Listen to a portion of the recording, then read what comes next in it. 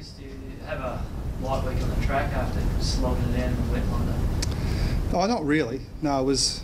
You can look at it two ways. It's certainly more contact in the game when the conditions are like that, but you probably don't run as much. So we'd like to think it balances out pretty evenly, and we'll have a relatively normal week on the track. Selwood getting off, you must be pleased because it did attract a lot of scrutiny. Yeah, and fair enough too.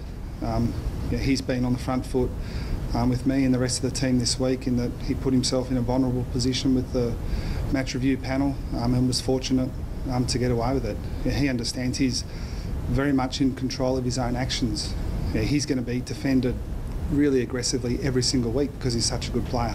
He's got to make sure that he reacts accordingly, and within the rules and within the spirit of the game. I think the panel's sort of looking at these things a bit more reasonable light. I'm not sure. No, I don't spend too much time thinking about how they adjudicate things, except that if you touch a player above the shoulders, you're potentially going to put yourself in a position where you can get a free kick paid against you, whether it's on or off the ball. And if there's more force than just a free kick, you'll get reported. So it's pretty simple, keep your hands by your side. There's been a bit of concern about, expressed from various people, about how many, just the bulk of blows that he's absorbed to his head. Is that a concern for you? Yeah, we're concerned about all our players, and we'll make sure that we manage them really appropriately. But as we all know, some things can look really bad. Alan Christensen got kicked in the head on the weekend and it looked terrible, and 10 minutes later he's fine. There are other more innocuous knocks. We've got a young player on our list who got something that almost no one saw, and he hasn't played for a couple of weeks. So we've got to treat each case on its merits, but certainly we're concerned about him. Not just because he's one of our best players and our captain, but because he's a Geelong player, and we'll make sure that we take every precaution to make sure that when he goes out there, he's fully fit. Were there any was he okay being I mean, at the time he's a bit sort of sick and sore, and we've just got to take our time with him to make sure that he is right.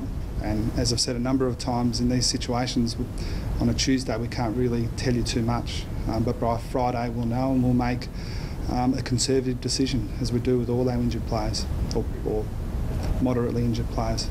Are you concerned with Sal that his reputation is getting a bit unfairly tarnished with all the talk about the free kicks and how he gets off?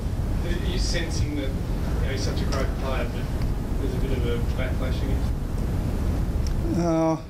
I may be sensing it a little bit, but it doesn't worry him and it doesn't worry me. No, I think his reputation is absolutely intact as a ball player and one of the great contested players of the competition. If he puts himself in this situation again, then we all need to ask questions of ourselves. He was fortunate in this example. As I said, he got on the front foot with me. He's the first to admit it, and he needs to make a slight adjustment to how he reacts to defensive players off the ball. They're going to be highlighted, obviously the AFL's already said that. Had you sensed that the defensive nature of some run-win tagging had gone up a level this year? I think it's gone up a little bit, yeah, but I read Ross Lyon's comments this morning, and I agree with them completely. Life's never been better for midfielders. All the camera angles, the umpires are onto it. You get away with a lot less as a tagger these days than you have in the past, and I think everyone accepts that that's a good thing. Do you marvel how good your former captain was at it? Yeah, I do. Yeah. And look, Taylor Hunt is doing a similar role for us. It's not exactly the same as Lingy's role. It's not the same as some other defensive players in the competition, but I think he's probably been unfairly tarnished over the last couple of weeks. He is not a lockdown, defend at all costs midfielder. He works both ways. He's been fantastic for us the last 2 weeks, and on the weekend he played him, one of the best players in the modern era, and was very good offensively as well. How different is the challenge this week, given the Melbourne side that came out here that you spanked by 186 points last year? How difficult will it be? How different is the challenge? Oh, different. Very different to last year. Yeah, it's a completely different situation. We thought that they were very competitive on the weekend, playing pretty honest footy, playing pretty one-on-one footy, and we know we're going to get a contest that they will want to continue their improvement.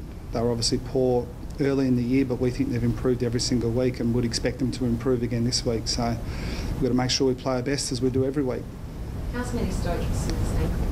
Sore, yeah, he's unlikely this week. Yeah. And given the wet conditions last week and the road trip to Adelaide the week after, is it a chance to maybe manage some of the more tight players this week at home? No, I mean every week's an opportunity to manage a list, and we take into account a number of considerations. The strength of the opposition being the least of them. If we have players that can't perform near their best, they won't play. But no, it's not a matter of saying we're at home against a team that hasn't been going that well, so we'll take out all of our good players. No.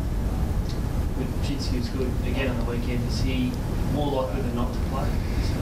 Yeah, in my mind he's probably more likely, but we haven't had our main session yet, so that can change things significantly. I would expect him to be in our 25, that's for sure. We have a couple of guys that we'd like to think are pushing really hard for selection. Mitch Brown kicked 9 on the weekend. Oren Stevenson played really well as a ruckman. George Horn-Smith was our travelling emergency and was, probably a little bit unlucky to go out. So we'd like to think that we've got some options and we've got some guys performing well at VFL level. If Jojo plays at his 200th, do you think that milestone means much to it? I'm sure it does. Yeah, it's recognition. For a player that's been able to play at a high level for a long period of time. It'll never encroach on the team ethos for Wojo, but it'll be fantastic if he gets there this week, and if he doesn't get there this week, I'm pretty sure he'll get there the next week. James Kelly any closer this week? Yeah, we expect him to play. Yeah. Just an issue-based thing. Yep. I played to the Age today, the AFL wanting to take cannabis off the banned list. Your thoughts on that, generally? Yeah, I don't have much experience with it, but from what I'm told, it's not performance enhancing. So I think that makes sense, doesn't it?